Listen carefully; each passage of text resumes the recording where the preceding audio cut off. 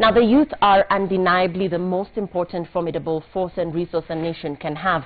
According to statistics by the IEBC, there are 3.7 million new voters, increasing comparatively by 36% since the year 2013. Tonight, we are asking, are the youth sufficiently engaged in this election? Let's take a look at the poll. As of now, that is 56% saying no and 44% saying yes. So the majority of our viewers feel that the youth are not sufficiently engaged in this election. Remember, the election is 16 days away. My guests in studio this evening, I'm joined by Nerima Wako. Nerima is a co-founder and executive director of Siasa Place, a political hub dedicated to creating an environment that enables women and youth in Kenya to actively engage with politics. That's Nerima. Nerima, thank you very much for joining us. Also with us this evening is, I believe, John Getora, who is in ODM Youth League. He is in the ODM Youth League, and of course, we do know that conversations have revolved around the fact that this is a two-horse race, a lot of talk revolving around NASA and Jubilee. Of course, that's debatable, and therefore we wanted to balance the conversation by bringing an ODM member of the Youth League, and we also have one from Jubilee, and that is Gideon Keter. He's also another analyst in studio with us. This is Raphael. The person you're seeing on the screen right now is Raphael. Raphael Obonyo, as you are very well aware, is a policy specialist and a youth advocate at national, regional, and international level. That's Raphael. Also with us this evening, like I had earlier mentioned, is a member from Jubilee, and that is a youth representative that is with us this evening. Gentlemen and lady, good evening, and thank you very much for being with us this evening. Before we get into this conversation, I want to begin by taking a look at the demographic definition of youth. And let's begin by looking at the latest statistics, which, according to the Kenya Youth Survey report, this is a 2016 study by the Aga Khan University. As you can see there, ethnicity is the least important dimension of identity among the Kenyan youth. 40% of youth identify as Kenyans first, while 35% identify as youth first. Now, about 12% identify by their faith, while less than 5% of Kenyan youth identify by their ethnicity first. Although the number is higher among those between 30 and 35, the sense of regional identity is extremely limited. Now, less than 1% identify as East African. Let's take a look at political participation. As you can see there, overall the youth have positive views about politics and democracy. 90% believe it is important to vote, while 70% believe they have the power to make a difference. However, 62% of the youth are vulnerable to electoral bribery, with 40% saying they would only vote for a candidate who bribed them. Now, compared to the urban counterparts, rural males were twice as likely to vote for the candidate who bribed them. Similarly, 40% more rural women compared to urban women would vote for the candidate who bribed them. So those are the statistics we have, and that's a study by the Aga Khan University, which was conducted in the year 2016. Nerima, I want to begin with you. Why are the elections important to the youth of this country? As you've seen from the poll, about 57% of them are saying that they feel that they've not been significantly engaged ahead of the polls. But then again, the study we're seeing from the Aga Khan University shows that 90% of Kenyan youth actually want to vote. They're very interested in the politics of this country. For you, as you know, a representative of the youth, why is this election important to you? I believe that young people understand the importance of voting. As soon as they turn 18, they are very excited to be engaged in that political process. But the key question that you've asked today is if it's sufficiently. That's important for us to understand. I believe that Well Told Story also did a survey recently, a few months ago, and they came to find that a small majority of youth actually feel that the government has impacted them positively. Those could be who have access to CDF, or perhaps through Wezo Fund, some form of accessibility, whether it's even the Huduma centers. But a number of them who we cannot ignore are those who do not care, because to them the two political parties are one in the same. So they're not really seeing their voice within the manifestos. And then we also have those who if they are disgruntled, where there's such a high unemployment and they're willing to take a bribe, as we've seen, as you've shown there, and they don't mind supporting any group. We've seen the same youth groups being used during rallies. There'll be Jubilee one day, the next day they're NASA. They don't really have a standing political stance, but they're using that as a business opportunity. But can you blame them? We also cannot ignore the group of young people who feel that their vote does not count. That number exists, where they feel the decision has already been made. They still do not quite trust the IEBC, even though we have seen the IEBC using structures to try and engage with the youth, using videos and graphics, and even organizations such as Siasa Place are part of the steering group. I believe also Youth Congress by Raphael Obonyo is part of that group as well. So there's been effort. But young people do see the need to participate because they are aware that it's up to them if they want to have a greater country. Right. There's nobody else left. And Raphael, just borrowing from what Nerima has said, the youth of this country, do they flow with the nature of politics, traditionally, how politics has been played in this country, or are they thinking in a different way? And if so, what are they thinking? I think, first of all, thanks for hosting us. I think just to pick up from where Nerima left, I think young people feel election is an important process. Also because as young people, we think about the future. And one way of capturing or seizing that future is through voting. And so for that reason, we are eager and we are excited, and we always want to engage in electoral process. But of course, there are barriers to that. There are reasons why many more young people do not come forward to vote, as we've seen the issue of voter apathy.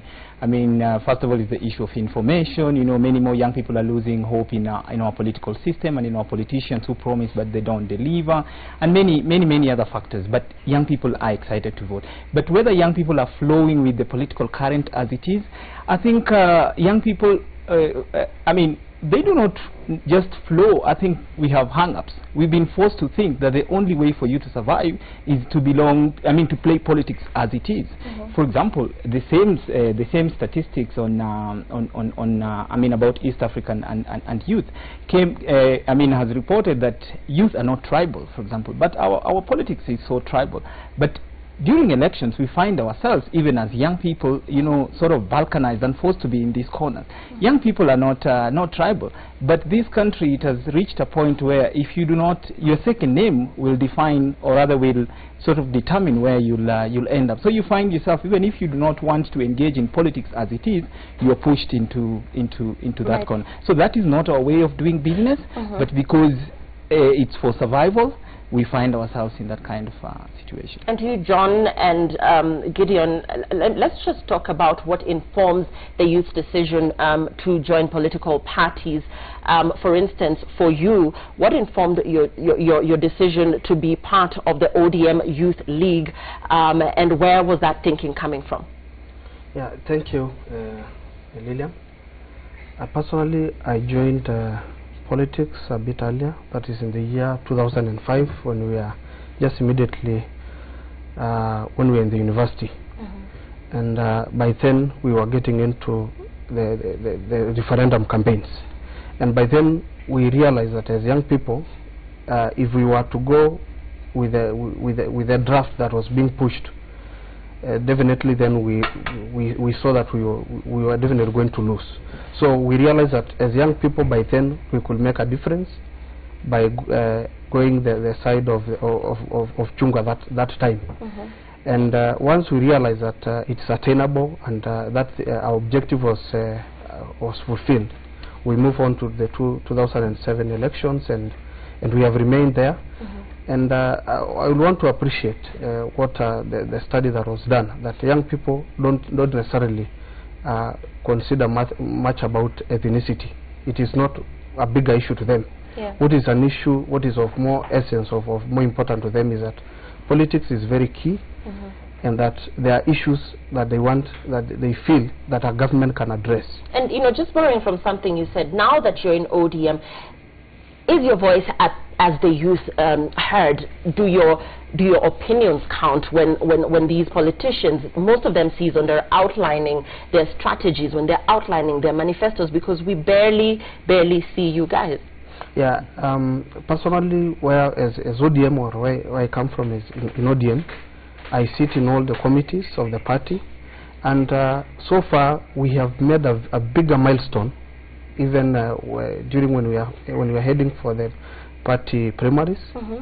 A lot of young people whom we pushed, our voice was heard, and they were given a chance. They got their tickets, and now they are running as candidates.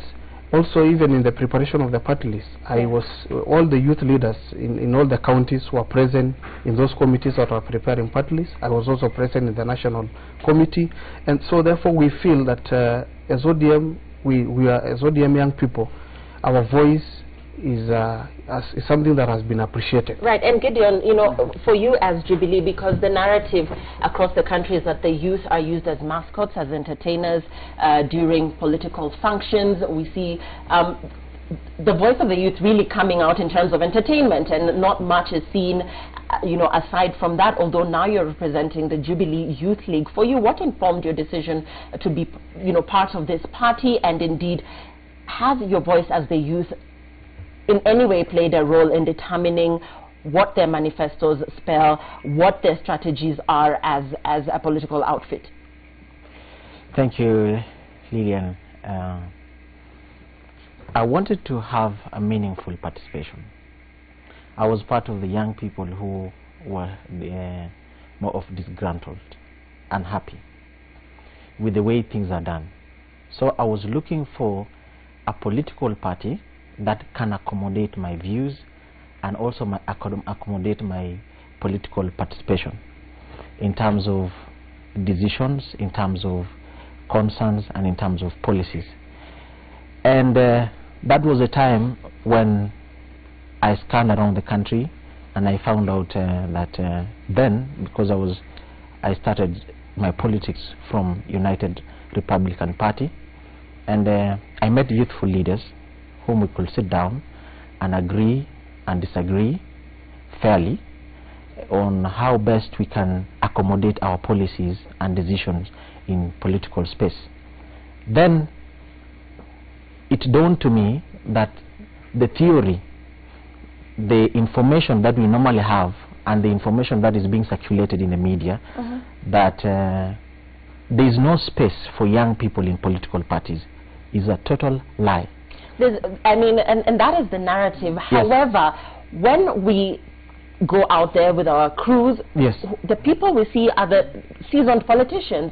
We don't see a lot of youthful, and by the way, the youth are persons below 35. Yes, but then there's this narrative in this country where politicians call themselves youthful just because they look a little bit youthful. There's a lot of misinformation going out there because politics and leadership doesn't entertain mediocres. It doesn't entertain understandard style of leadership.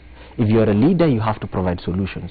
It doesn't qualify just because you're a young person, then you demand for being given position. Do you qualify as a leader, Gideon? Yes, that is why I'm taking you through where I came from and why I'm here and why I chose Jubilee Party. Then, meaningful participation in a political party doesn't require a perfect political system, but requires perfect participation, whereby all voices are heard. And Raphael, you know, I'm getting the feeling that Gideon is just being shy of saying that until you come of age, that these political outfits will not accommodate. Let me just say something. I mean, there are three spaces for participation, and I think we've made a progress as a country in terms of youth participation. But there are three spaces. One is the invited space. You see, someone invites you to their wedding, you can't start arguing about the color cream. You know, you say, oh, the food or the menu or anything like that. And political parties have done that. They keep inviting young people to their space just to witness what is happening and to see what is happening. But then there's the second space, which is the claimed space, where young people are saying, we won't allow to sit in the invited space. We also want our space.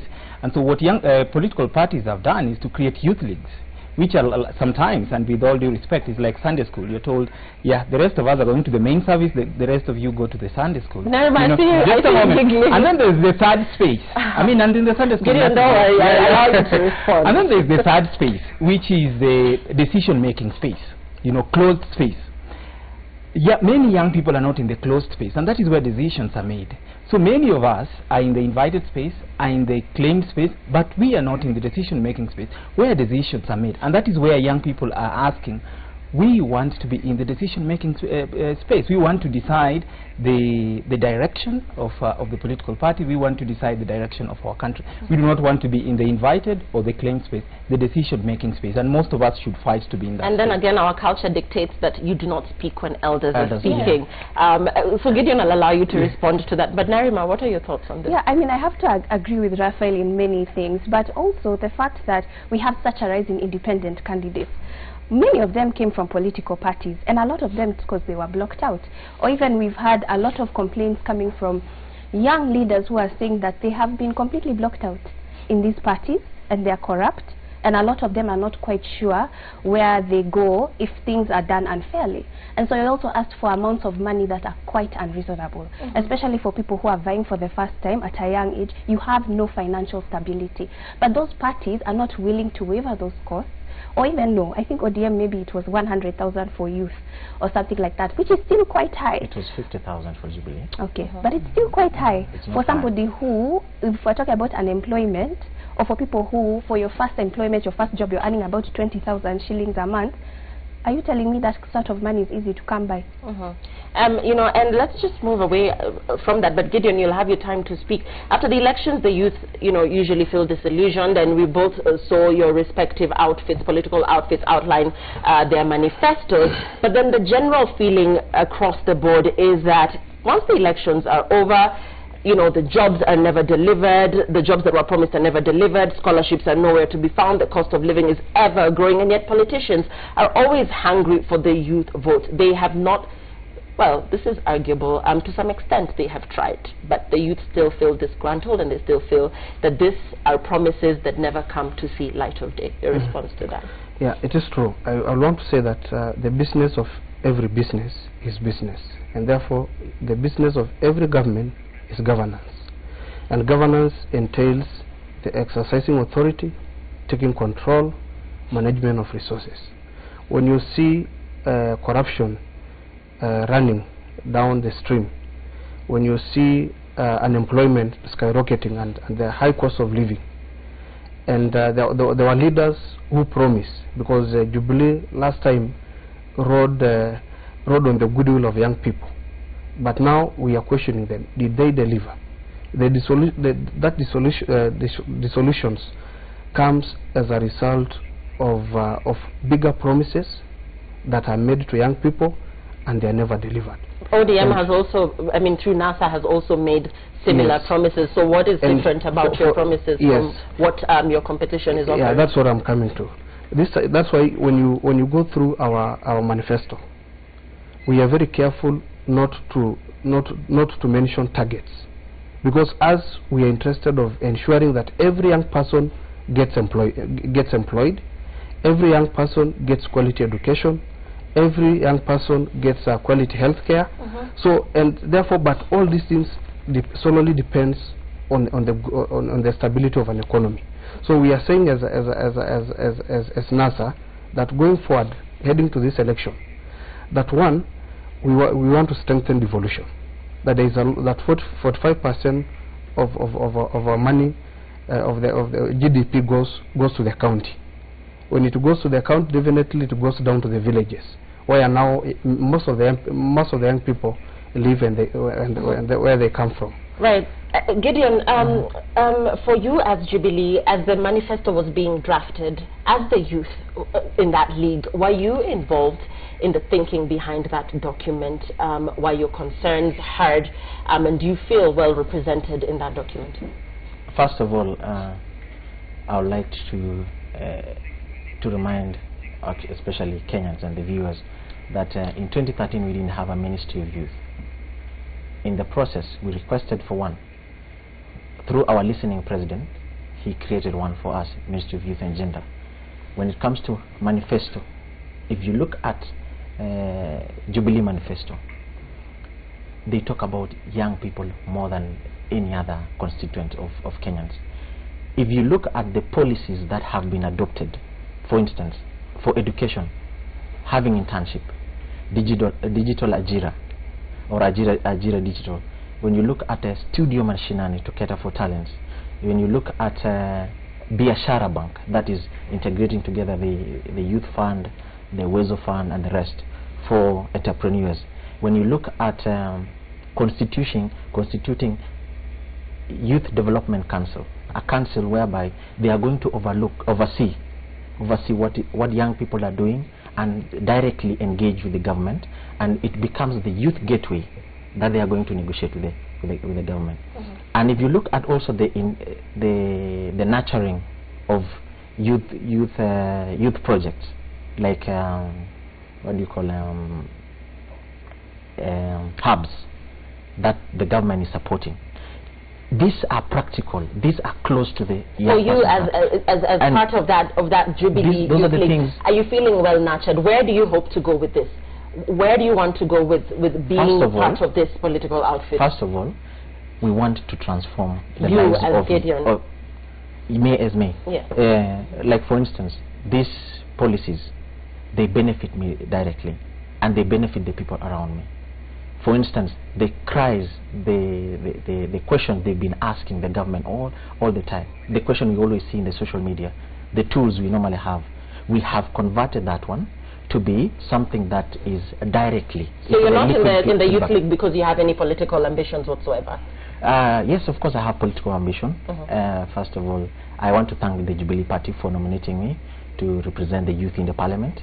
And that is also another step whereby I would like to correct Raphael Abonyo when he said Youth League is more like a Sunday school. That is totally different. The difference between the information that is in the public and actual participation.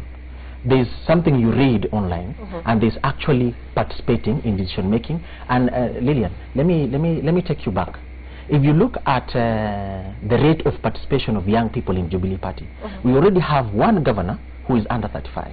And more of like 4 of them who are slightly above 35. Right. We have, I mean, and I'll allow yes, six senators. Time now. Six I'll allow this to be an all-round conversation as we sum this up, because it really is a huge topic, but we really don't have sufficient time to go into all these issues. So Raphael. Yeah, I think as a country, Lily, as a country, I think we need to stop seeing youth as a problem or people with a problem. We need to start seeing youth as the asset that they are, a people with a solution.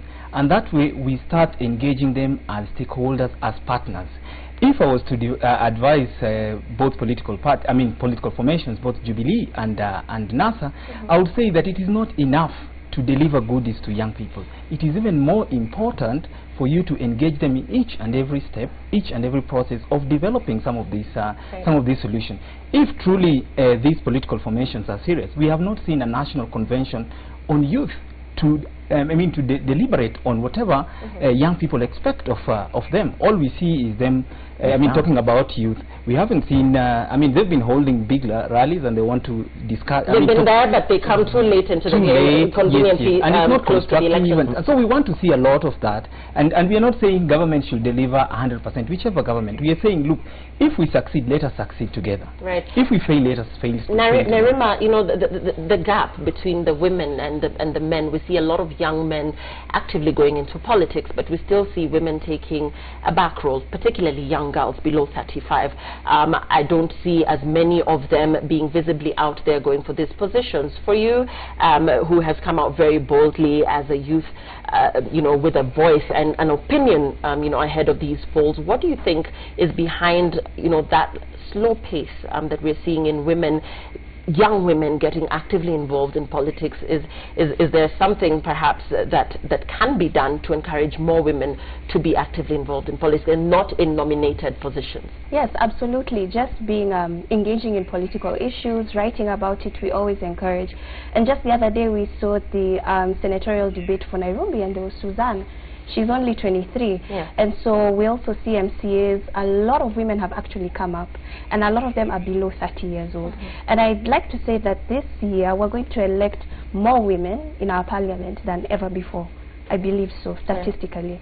And it's something that we are working on as young women, to encourage that politics is not only a man's game. In fact, politics is a family issue. It affects our community, and the fact that men believe that they're the front runners of it, it's a lot of women who have created movements, not only in Liberia, we can talk about Ghana, but also when we talk about the peace of a country, it is the women who instill peace. It is because of them, and that's why you hear politicians going around and saying, if your husband doesn't have a voting card, don't talk to him, because they realize the power that women hold. And you know, I'm going to be taking your parting remarks because we must wind up. Nerima, the Young Turks of the multi-party struggle played a critical role in bringing us to where we are now. That is a generation that is not dying off, but most of them are now in their 60s and their 70s. So you guys are the new generation, yes, and you're the new voice. What do you want to say to the youth of this nation? We know that there's a very, very impressive number of newly registered voters, and a lot of them are eager to cast their vote come August. What do you want to tell them this evening? That absolutely, when we look at the 90s or the leaders that we have today, they started in universities. So where did that break? Where did that leadership break? It's unquestionable. We are not quite sure. But it's time for young people to realize that for the good of our country, we have to take up the leadership mantle. And it's not something that's going to be handed, but it's something that we're beginning to identify, that young leaders do exist. We saw the deputy presidential debate, only one showed up. He's 27 years old. So for us, I believe that's an eye-opener. But to speak also of the Jubilee Manifesto, it looks expensive to me. And not only that, even though you're bringing new avenues for young people to have access to things, if we're not going to ignore funds being lost and completely ignore that, we're the ones who are going to pay for that at the end of the day. So as you enter, we will hold you accountable to that. And as for NASA, we would like to see what, even though you're saying something has no limitations put in place, that means no matter what you get is a pass. So if you don't set goals, how can we grade you? That's a problem. Yeah. But even though it looks fantastic, there's a lot of hows missing in that manifesto. How are you going to achieve that? And those are the issues that we have within our constitution. And you know, we're beginning to close now, and Nerima, thank you very much for sharing that with us. She says your manifestos are extremely expensive, both your manifestos, and indeed I had an analyst here in studio saying there is nothing free. So a lot of you say free education, free this, but there is nothing that is free in this country. As we close, John, you know, as you saw in our poll there is nothing about ethnicity in the current youth standings in as far as they're thinking as they cast their ballot. They do not think in an ethnic way. They do not think in tribal lines. They think as Kenyans. They have a unified voice as Kenyans.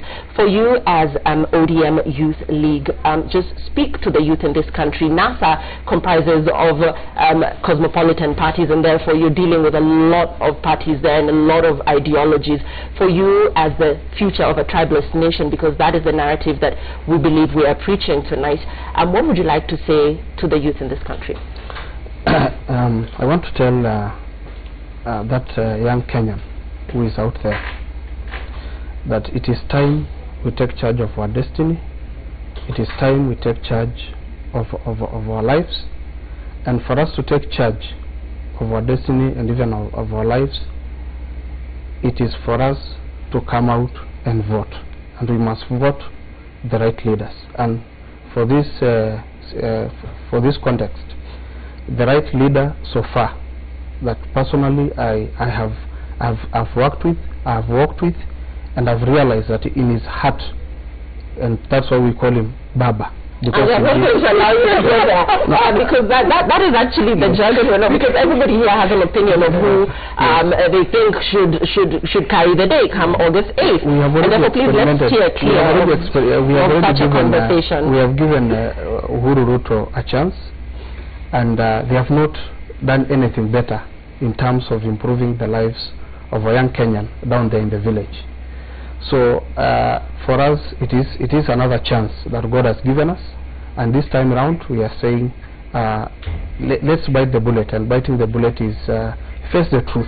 We forget about the PR that comes from my brother Gideon. Those are just PR statements. And to what we were saying, just in conclusion on our manifesto. Our manifesto, we start by saying we need to grow the economy of this country. The economy of this country must stabilize, so that any other thing, or every other thing that we have spelled out there could be attained. Raphael, as the youth cast their votes come the 8th of August, we see a large new entrants, youthful politicians. We see a lot of them across the board, and of course the youth are excited to be casting, the ballot for people that are their age mates, and that is commendable. But then again, what do you want to say to the youth out there before they cast that ballot for that person who is youthful just like them?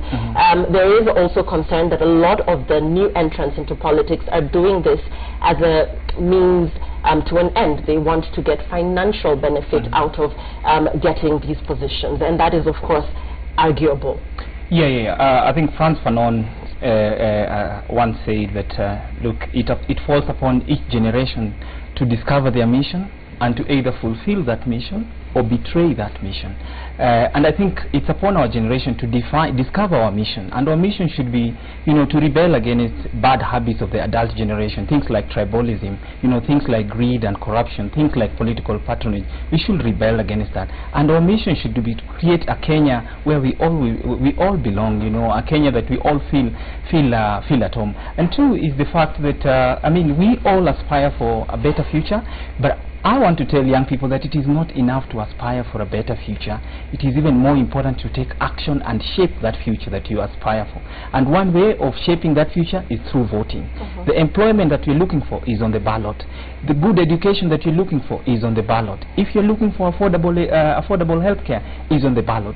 That vote can make a difference. And lastly is on the issue of youth leadership. I want to say again, I am a strong believer in youth leadership, and I'm sure my colleagues too believe in youth leadership. But youth leadership is not the silver bullet, because youth leadership that is only based on age will never solve our problem. Youth leadership must be about vision, must be about values, must be about courage to confront some of the challenges that we are facing. So we must not just vote people because they are youthful, but we must ask ourselves, do they truly carry and believe in the aspirations that we believe in?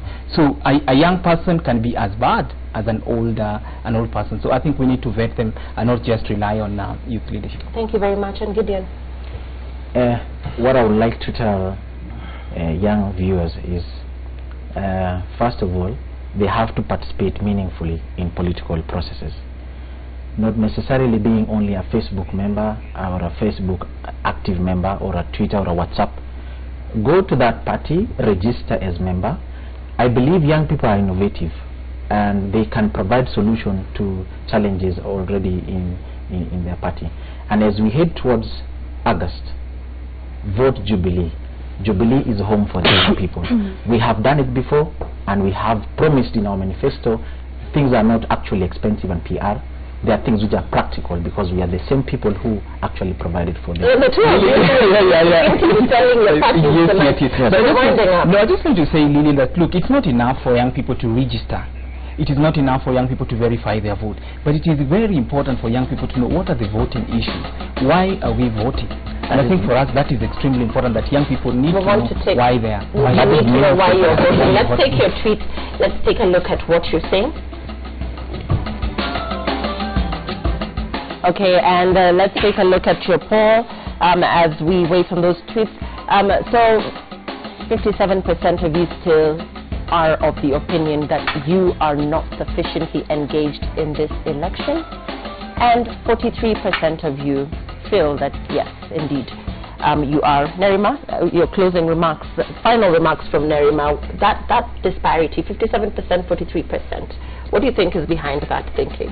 I agree with it because a lot of you feel like politicians speak to them when we're coming to an election, and their work is actually after the election. It's holding those leaders accountable to their promises that have been made. And not only that, it's not just focusing on the presidency. We also need to be concerned about the MCAs or the women reps or the MPs and the governors, because they manage a lot of our resources in the county level. Right. So as soon as we understand those roles in our constitution, the more that youth will feel engaged. But they have to participate. It's in our constitution, public participation, and it means getting out there off of social media and engaging physically as well. And engaging physically would also entail you casting your vote on the 8th of August, because if you do not cast your vote, then you have no business complaining about the leadership that will be elected into office. I thank you very much. I wish we had more time. We've been talking to Nerima Wako. She's a co-founder and executive director of Siasa Place. We're also joined by John Ketora, Chair ODM Youth League. We're also joined by Rafa Lobonyo, who is a policy specialist and a youth advocate at national, regional and international level, and Gideon Keter, Chair Jubilee Youth League. Thank you very much, guys, for joining us in studio, and please continue tweeting. We'll continue to respond to your tweets on social media through our digital team. Thanks for watching. My name is Lillian Willie. Have a good evening.